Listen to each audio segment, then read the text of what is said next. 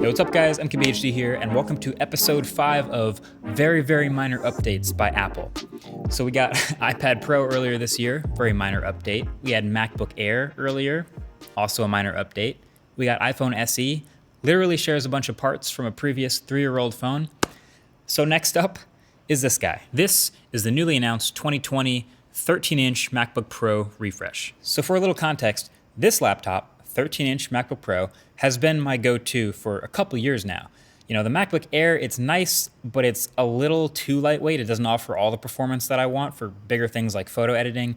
And then the bigger 16-inch MacBook Pro, it's more powerful, yes, but it's also a little bigger than I want to carry around. So it's been like my go-to, but for the past 5 months, I've been telling people, do not buy a 13-inch MacBook Pro.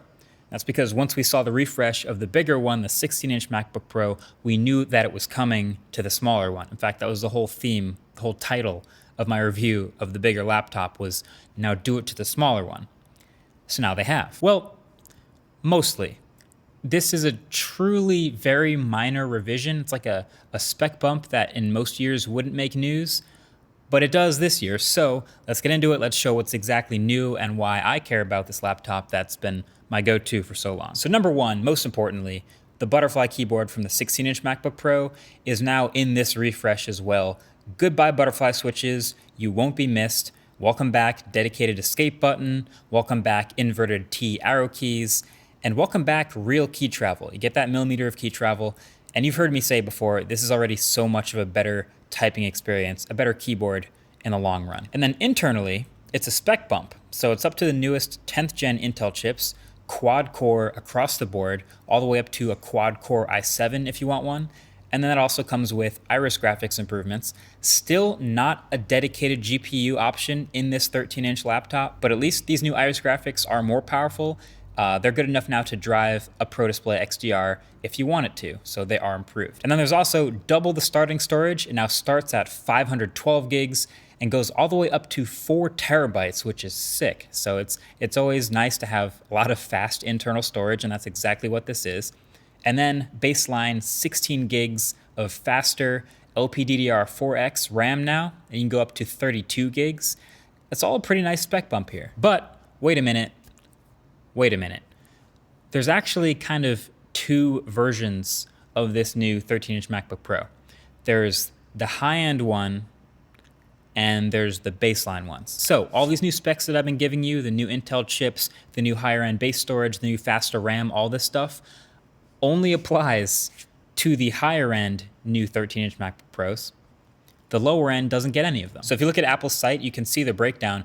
The baseline ones still have the 8th gen Intel chips. They still start at 8 gigs of slower LPDDR3 RAM.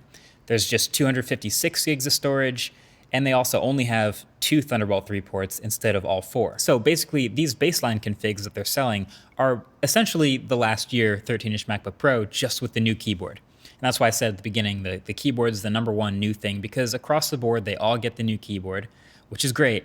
But for people who care about performance, that's gonna cost more. Now, as Dave2D so eloquently mentions in his video, the likely reason Apple went with these 8th gen Intel chips for the baseline configs is cost, meaning the difference in performance between a low-end 8th gen chip and a low-end 10th gen chip is pretty small, but the cost difference is $100 plus. So basically, for people who are buying these baseline versions, who presumably don't care as much about performance as cost, this will be an okay trade-off for them to save that money.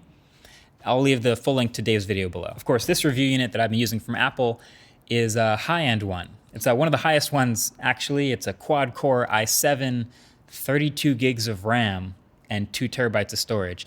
And it's about as ideal for me as possible. Like I said, the 13-inch MacBook Pro is my go-to, and this is the highest-end 13-inch. But it's also $3,000. And so for that price, I think a lot of people will start to care more about performance, which then brings in the much bigger, much more powerful 16-inch MacBook Pro into the mix. And that gets you a much better thermal design, a dedicated GPU, which is important, and an 8-core Core i9 for roughly the same price. That's a huge difference. So it leaves this 13-inch MacBook Pro, the way it's priced, and just the way it sits in the lineup, in a sort of an awkward middle child spot again. If people care more about performance and they're willing to spend more on that, well, the 16-inch MacBook Pro sits right on the other side of that. Just spend a little more and get that way more performance. Or if people are going for the baseline because they want to save a little money, they don't care as much about performance, they want a lower price, well, then the MacBook Air sits right on the other side where you can save even more money and not have that MacBook Pro performance. So either way, you heard all the new specs and the internals, and how much you're able to take advantage of them really depends on things like your workflow and the apps you're already using. You already know they have to be well optimized, but the rest of this laptop is the same as we've known for so long. Same design, although technically it is about 1 millimeter thicker to accommodate this new keyboard. So worth it. But yeah, touch bar is still here. The huge trackpad is still here. Same battery life. And yep, same quality 720p webcam as the past couple of years of Apple laptops. Now, the speakers and microphone have also improved to the same level as a 16-inch MacBook Pro. The microphone you're hearing right now sounds pretty good in this empty room. Still a bit of echo, but that's my fault. And the speakers, it's not as big of a laptop, but for a laptop of this size, best-in-class speakers, again, which is awesome. But yeah, the company that makes the best smartphone cameras in the world still makes this. And this 13-inch screen with reasonable but still kind of thick-looking bezels is still here. A lot of people were expecting, including me, a 14-inch MacBook Pro, the same way they bumped up by 1 inch the size of the larger MacBook Pro. So is it reasonable to still expect that they might do that in the future? I don't really know anymore. I want to hope for it, but I don't necessarily think so. So this is a small update, I think is what we're getting at here. But don't get me wrong, small updates are still a good thing. We need small updates. I'm with Rene Ritchie when he mentions that frequent minor updates and spec bumps to just keep things running up to date are a good thing. I would love to see an iMac update right now. I would love to see a Mac Mini update. I'd love to see more frequent minor updates just to keep things up to date. I would rather not have to tell people don't buy a MacBook Pro for 5 months because we know the new keyboard's gonna get updated eventually. But since we clearly don't get those regular smaller updates from Apple, the updates that we do get are a bigger deal and we pay more attention to them. So this laptop, this is the perfect laptop for like my use case where I know exactly what I want. I don't want to carry a bigger 16-inch MacBook Pro, but I still want more performance for things like photo editing and occasional work that the MacBook Air can't quite keep up with. Like, this is ideal. But of course, it's always worth noting, and I have reviewed the bigger, more powerful 16-inch MacBook Pro and the sort of default Apple laptop for starting out, the MacBook Air. I'll leave them both below the like button. And now it's just sort of a question of, are we still expecting a 14-inch MacBook Pro or maybe an ARM MacBook or something like that in the next year or so? The rumors point to yes.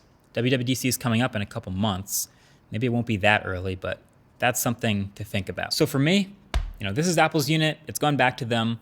I'm going to continue using my 13-inch MacBook Air. It works fine, but I'm just glad they finally did this update that was long overdue, and I kind of wish Apple was more on time with more frequent updates in general.